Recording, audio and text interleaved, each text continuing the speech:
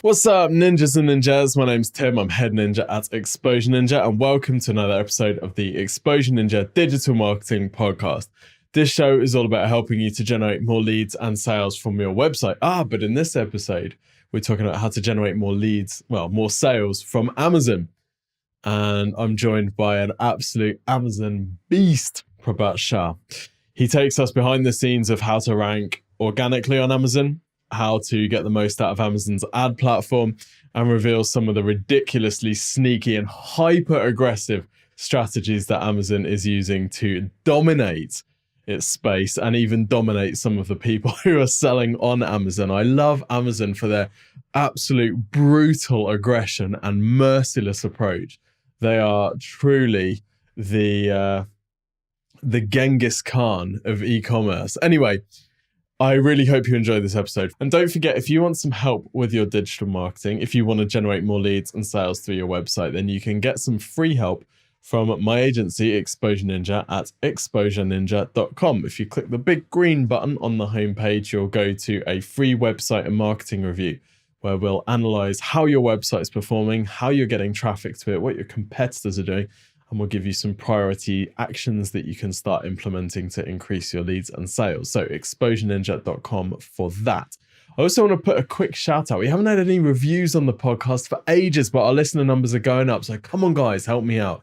If you enjoy the show and you want us to make more episodes, then please go to iTunes or Stitcher or Spotify. I don't know if you can review on Spotify. You probably can, or wherever you listen to your podcast, and leave us a review to let us know how we're doing. Much appreciated. We'll continue to make episodes otherwise, but it would just be really nice to get a load more reviews, as long as they're nice, of course. Anyway, without further ado, enjoy the show with Prabhat Shah.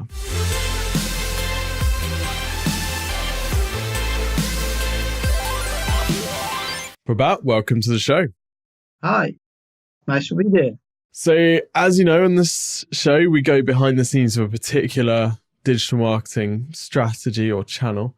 And you're well known for your ability and your expertise with Amazon, both organic and PPC. Perhaps you could give us a bit of background into how you got into Amazon and what you do day to day. Brilliant. So my name is Prabhat Shah, and I got into Amazon 10 years ago when I started working for a company and listing their product and establishing their brand. Then 5 years forward, I left the company and started doing freelance work, and here I am now. So my experience with Amazon is right from the ground level. So with product listing optimizations and now advertising, which is taking a lot more importance than I would say 10 years ago. So yeah. Fantastic. So we're going to dig in today about how particularly, obviously e-commerce businesses can increase sales through Amazon through both organic and paid listings. So I guess just like Google, where you've got organic SEO results, you can improve the optimization of your Amazon product listings to help them show up more in the searches. And then you can also run the Amazon ads as well. So just starting with the organic side to begin with. Sure. Maybe we could get a big picture overview. What does Amazon look for in a product listing in order to rank it prominently? Right. There are a couple of very important factors, and one of them to start with would be a content. So if we are to optimize any content, we want to make sure that's keywords rich based on what customers are searching. And there are various Amazon tools to support you on that, including Sonar tools and Google Keywords Planner. A lot of people use other third-party tools like Helium 10. So there's quite a lot of tools out there to help you and support you to find out what keywords people are looking on Amazon. Secondly, I would say fulfillment channel. Now, these are not in a list of importance. These are all important factors, and they work collectively. Second one, I would say fulfillment channel. So if we are using Amazon FBA, for instance, then we know where a customer is going to get delivered tomorrow. So which means there is a propensity of sales is quite high, and that leads to us towards getting higher conversion on the listings. So it's not FBA is a ranking factor, but because of FBA, there is a higher amount of sales, and that sales or conversion is directly related with ranking of the product. So, thirdly, reviews. So, any product having good reviews are going to rank higher, and they have ranked higher. And we've seen that time and time and again on all the products. A retailer, when they launch a product, then they do try and get as much reviews as possible.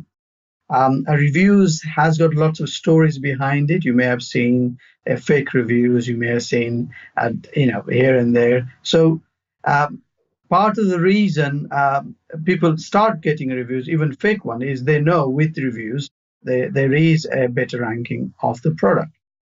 So so these are the key things I would say to start with that will help ranking on the product. So that's the keywords: conversion, product reviews, and fulfillment channel.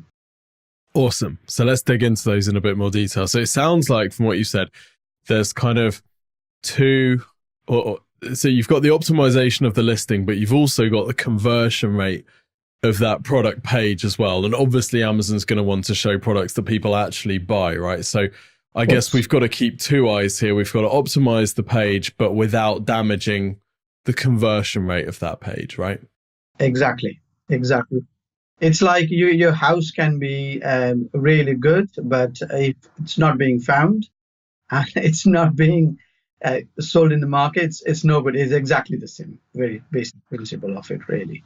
Got it. So I want to ask about product descriptions then. With organic search, with Google, we tend to notice that it's fairly long pages that rank with lots of content, because that allows you to have lots of different variations of keywords. Is the same true on Amazon? Are we going for long product descriptions here? Right. So I would say it's not long relevant. So Amazon allows us 2,000 character spaces for descriptions. It's got a certain character space for titles. I'm saying certain because it is different by different products. Like a health and beauty may have 80 characters length limit, but maybe sports will have 500 characters limit. And same thing with the key features. So rather than going a long one, as long as we create the content that's relevant, giving enough description about the product, that would be ideal at this stage. Okay, and we see some product descriptions that would have images embedded, which obviously increases the length, but also kind of makes it a bit more compelling and tells a bit more of a story. So is there any advantage to doing that? Yeah, of course. So now this is we call it A+ space for accounts, which is vendor central account, and we call it enhanced brand content for seller central accounts. So what we have seen, and also based on what Amazon suggests on the research side, that having enhanced description with multiple images story converts better. So at this stage, I've not seen anyone within Amazon's documents saying any keywords or any text within those descriptions get indexed. But they definitely helps in conversion of the product. And it's responsive on mobile devices. And people may say, we don't see the description on the desktop or laptop anyway, because it's not on the upper fold of your listing. But if you look at any Amazon listings on your mobile device, in fact, your description will appear below the title or above the key features. So it's other way around. So and as you know, the percentage of people shopping on Amazon mobile device would be to 60%, something like around that figure. So it's significant. So anybody who's got brand registry or A+ page availability, it's best to do it. Okay, cool. Right. So that's the length and the quality. You mentioned also the keywords used, and I was interested to hear that things like the Google Keyword Planner would be a possible tool there. So I guess people are searching for similar sorts of phrases, whether they're on Google or Amazon. With Google, the name of the game is to get variations of those keywords in your product descriptions as well. Similar thing on Amazon? Yeah, exactly. So the priority is for us to use Amazon tools, like, for example, Sonar, which is a free tool to use, but also Google Keywords Planner will give you add-on opportunity for you to write the content which you are optimizing for Google itself. And also, like you mentioned about variations, it gives us additional variations of the keywords. So should we think that's relevant, we can include that as a part of what we call hidden search terms or keywords tab. Now, that's not seen by a customer, but that can be indexed. Right. And at one time, Amazon was allowing 5,000 characters limits there. Wow. Yeah. So, and I believe it was abused, and now they have 250 bytes, Right.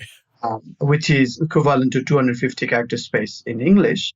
But in non-English channel, that 250 bytes decreases because we've got accents in German or French.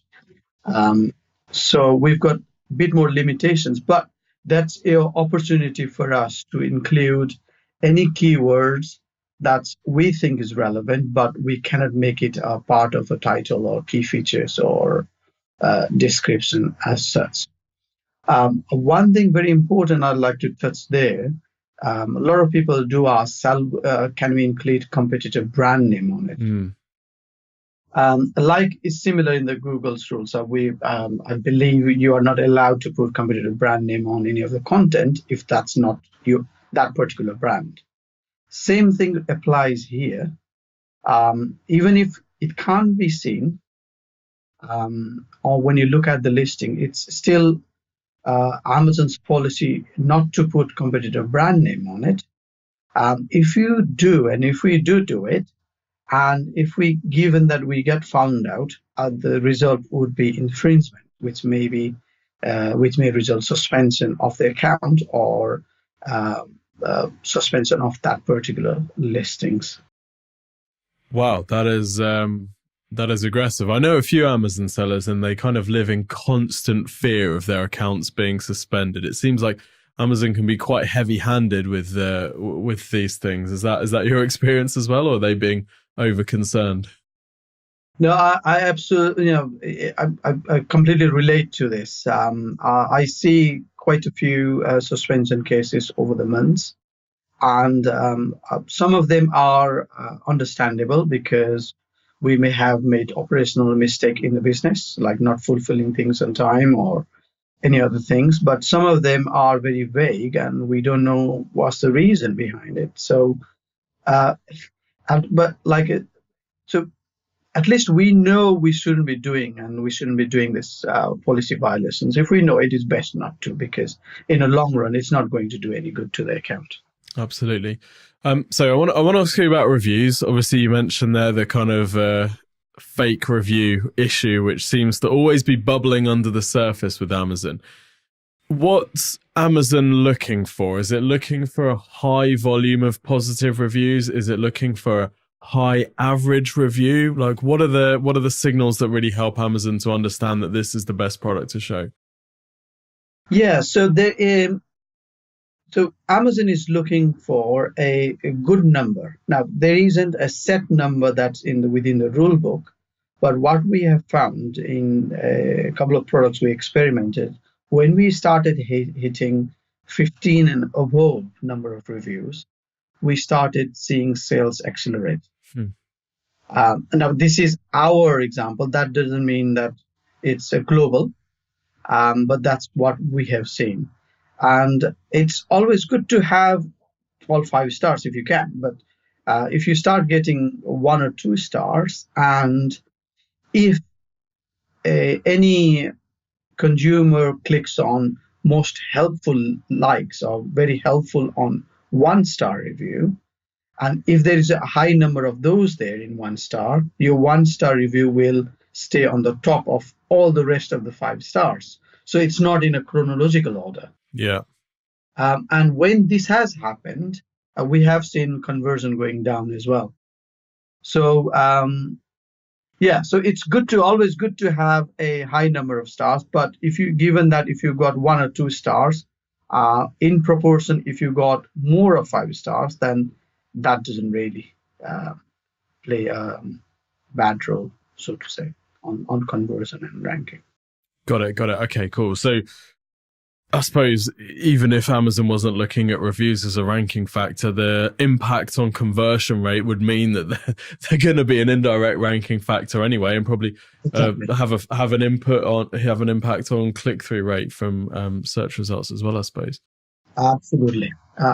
So when we do get it, don't get me wrong, we do get 1 star reviews. You can't help it, because some of the product could be an experience of the product, and you may have a bad experience, I may have a good experience, and it's difficult. But if we do get it, the best thing to do is try and reach out to this customer, try and resolve the problem. And a lot of times when we talk to these customers who has left 1 star review, and given that we resolve a problem, they may be able to change it, because we can't change it, and Amazon will not change it unless there is a reason for it, like right. a foul language used, or if there is non-genuine cases. But as a customer, they can always change that review. So it's good to reach out to them first with that. We've got some books on Amazon, and they've been kind of bestsellers for years without any promotion. And the reason that they've done that is because they've been ranked on bestseller lists. Now, obviously, our experience of Amazon at Exposure Ninja is fairly limited to books. Is bestseller lists and hitting bestseller lists in particular product categories, how important is that for product discovery, or is it really just about organic search visibility? Right. So again, it relates to conversion. So you wouldn't reach the bestsellers list if you don't have high number of conversion. And the bestsellers list doesn't always stay there forever. There is a time when there is somebody else selling better, they will take over yours. So I would relate that with a conversion. And when there is a higher amount of conversion, then your product will ultimately rank better. Right. Which is why when somebody writes a book, generally, a lot of people reach out to their friends, families, whoever they know, or the email list to reach out, see, this is the book I published. Do you mind going there and having a quick buy or something? And the letters, that's very normal practice people do, and that works. And some people also do a penny sell. Mm-hmm. And this is all relates to a conversion, and also it relates to getting the reviews. When we talk about all the angles, all of them relates to the conversion. Yeah. Okay, cool. Got it. So sell as much as you possibly can. Yeah. However you can. So let's transition to talking about Amazon ads. So, I mean, to a lot of people, the idea of paying Amazon to sell more of your product so that you can pay Amazon more seems like this kind of backwards mafia racket, right? Why is Amazon ads a good idea for people selling product on Amazon, and how can they actually make money if they're already giving a cut of the product sales to Amazon? Yeah, if you look back 10 years, we didn't know there was advertising. If I try and go back, I can't remember seeing any. I don't think it existed. No. What we did was listed our product, and then our sales started, rising day after day. So the reason we see that is there wasn't many people selling on Amazon. Not many people knew you could sell Dove soap on Amazon. Not many people knew you could buy toothpaste on Amazon. Now, going 10 years, you buy a table or a chair or anything, you name it, you start it. So, which leads to say, what I'm trying to say is there is tough competition out there. So, and as you know, like in Google, Amazon's top position is now taken over by sponsor ads. So, if you are not there, um, then it's very difficult to get that organic sales, which may mean that you may have to buy 6 months' time to start getting some organic sales and organic ranking. So, with advertising, what we are seeing, we are buying that time. We are Right. buying that time. We don't have to wait for organic ranking. We start listing, and then we start advertising. We start getting clicks and impressions straight on. That we've got more chances of selling that product. And again, as you know, when there is conversion, organic ranking automatically builds up.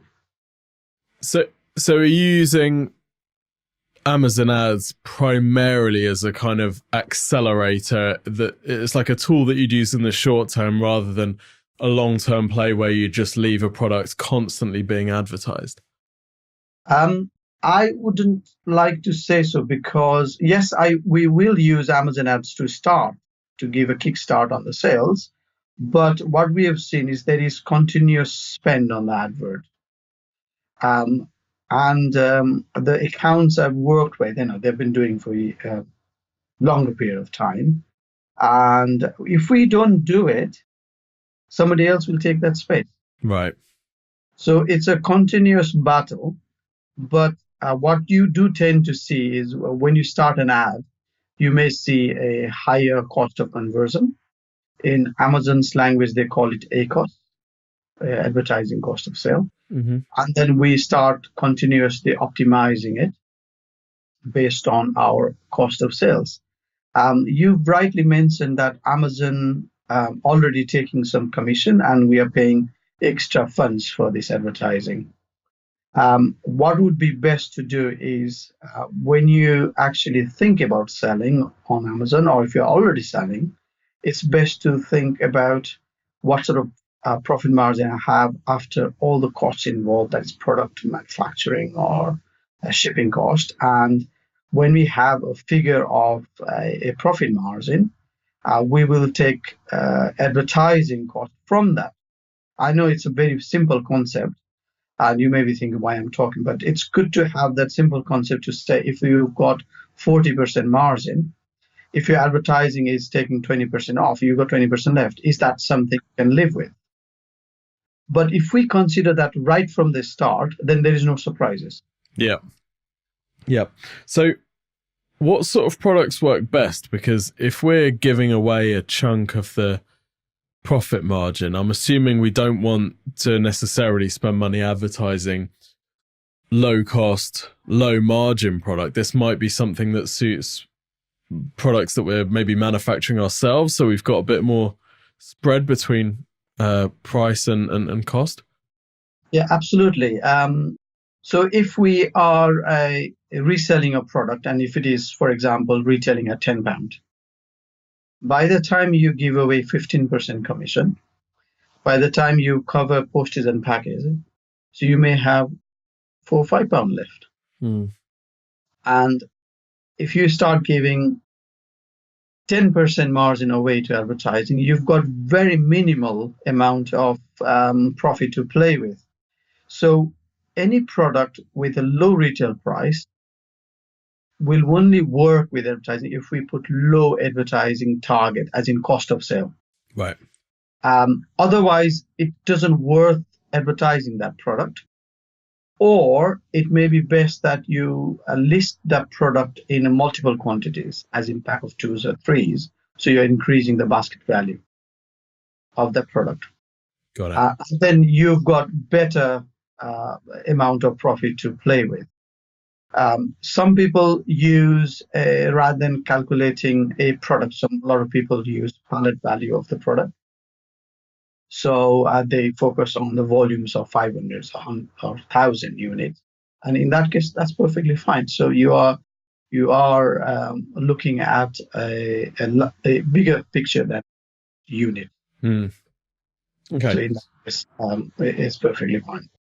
And what sort of metrics are you playing with here? You mentioned the ACoS, the advertising cost of sale.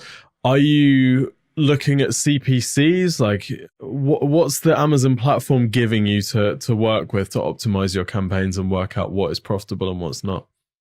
Okay, so Amazon allows us to see customer search terms. It allows us to see what those search terms clicks resulted as a click-through rate. It allows us to see impressions, and it allows us to see the advertising cost of sale. So when you work to optimize the optimize the advertising, we need to look at whether there is conversion or not on that particular keywords. If there is a conversion, what sort of cost? If it is above and beyond your target, then we either pause those keywords or reduce the bid. Then if there are any keywords that is performing well, strongly, then it's suggested that you may be better off putting slightly bid up because you want to be prominent when people search for that particular keyword because you know that's converting better. Other things like, for example, cost per click or click-through rate. Yes, it's good to look at them, but they are the earlier stage of measurement. At the end of the day, if we don't convert, then the whole purpose of the advertising is not achieved. Yeah. So I think CPC and click-through rate. So for example, if you haven't got impressions on your ads, then that tells you something's not relevant there, whether it's keyword or the price or something like that. So those are the early stages. But the final stage will be our keywords that's converting at the right amount of ACoS. I've got a question about Amazon ads and the relationship with organic visibility. You mentioned earlier that when you're running ads, you'll often get higher conversions on the product. So that will help organic visibility. Is there a danger that when you're running ads, if they're not sufficiently targeted, you have a low conversion rate through the ad and that could actually negatively impact your organic visibility? Right. So I've not got any stat to back that, to be perfectly honest. I've not read any Amazon articles on that. But what I've seen is if we are running an advert in automated mode. So, sorry, I'm going a little bit long-winded, but I'll get to it. No, that's fine. Yeah, if we are running an advert in automated mode, which is like Google Shopping, you are not targeting any particular keywords on the campaign, but your content becomes a part of a keyword. So in those cases, what we are allowing is we're allowing Amazon to display our product based on the keywords that's on the content, whether it's on the title, the key features, the descriptions, or the search terms. And in that case, what you may find that if that content isn't relevant or isn't correct, or that can be have a true meaning of that particular word sometimes, then it may result in a high cost on the clicks, but no conversion. So, and then the next stage for us would be to look at what keywords not converting and then adding them to the negative. Mm-hmm. So I think that's the approach I would take. I didn't quite directly answer your question, but I'm just going around and the approach I would take on that particular advert. Yep. So, you have answered it in the sense that you want to do absolutely everything that you can to make sure that you're only showing up for relevant searches. So you wouldn't have a low conversion rate to negatively impact organic visibility. When you open an Amazon ad account of someone that you're working with, what are the key areas that you're looking at immediately to say, okay, looks like there's some low-hanging fruit here. Looks like we'll be able to perform this campaign, improve the performance of this campaign. Right. The first thing I would look at is search term report. So that will give me a clear understanding of what people are looking and whether they are converting or not. And then next one I would look at is product advertising report, which tells me a product being advertised and product being sold. Sometimes, or maybe a lot of times, you'll see some accounts has multiple amounts of variations based on the color or size of the product. And you see that a lot of times people click on one and then they convert another. So it's just a good understanding through that report is that, yes, there is clicks on that product. There is no conversion, but hang on, there is something else being converted. So there is attribution towards another product. Right. So yeah, search term report and advertised product report will be the two reports I would look at. Okay, cool. So very similar to Google Ads, I guess, in the sense that you'd look through the search query report and then you'd have a look at the conversion rate of each different page and different ad group and ad and keyword and see what's actually working here. Yeah, absolutely. And there are various forms like match types of keywords like you see in Google, broad, phrase, and exact. We don't have modifier there. And broads, a lot of times, is not a bad one when you talk about Amazon ads, because the keywords doesn't go towards the relevant keywords. It sticks within that keyword we gave, but it can result the query even if the keywords are in any order. Right. Okay, and Amazon's pretty good at kind of working out intent and showing your ads, for relevant searches, is it, even when you're going fairly broad? Yes, it is. A lot of times, yes, it is. I've seen a lot of wastage, but at the same time, I've seen a lot of very clear keywords that we never thought would convert, and that has converted. And saying that, I've also seen exact match performing worse than the broad match. Very interesting. You don't always know better than the machine. Maybe it's rightly put. So what we do is we tend to the granular sort of ads is a product, yeah, and then that is a product as in a campaign, and that goes to three ad groups, and three ad groups would be broad, phrase, and exact match keywords, and let the system decide which one performs better. In other words, if I am very new to advertising on Amazon, or if I'm new to advertising at all, completely, I don't need to spend hours learning what that keyword means. I can just, given that I have got a test budget to play with, I can jump in advertising and start working. Cool. And have a look through the search query reports and see what's actually converting. That's amazing. Prabhat, this has been absolutely fascinating. I've got one final question I want to ask you, which is, we've obviously seen massive evolution of the Amazon platform, particularly ads, and it seems like Amazon's rise is unstoppable. Have you projected forward, say, 5-10 years to see where things are going? Interesting. So with regards to, this is, again, I might have lost you here. Is it regards to advertising, right? Or Amazon itself? Well, I'm just interested in the platform as a whole, but obviously if you got any thoughts about advertising, I guess it's a relatively new part of Amazon's product, I guess. So possibly a lot of work to be done there for them. Yeah. So what I see within Amazon as a platform, we have already seen competition from Amazon on the products we sell. I believe that's going to get stronger, meaning there is going to be a lot more competition from Amazon with the products we sell. It's because Amazon generally knows what sells better, and they try and create their own brand. So you mean more of the kind of Amazon Basics range and stuff like that, picking off different products that are doing well and wiping everyone else out? Yeah, not necessarily, Tim. What we have already seen is Amazon now. Well, for some time, Amazon not only sell Amazon Basics, Amazon sells a different brand. So essentially, you wouldn't know it's an Amazon brand. or Amazon's created brand.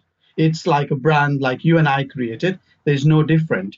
What we've already seen, Amazon's approaching a manufacturer and getting manufacturer to rebrand the product and sell on Amazon itself. So Amazon is being here a facilitator of that brand, not manufacturing it, and getting somebody else manufacture it.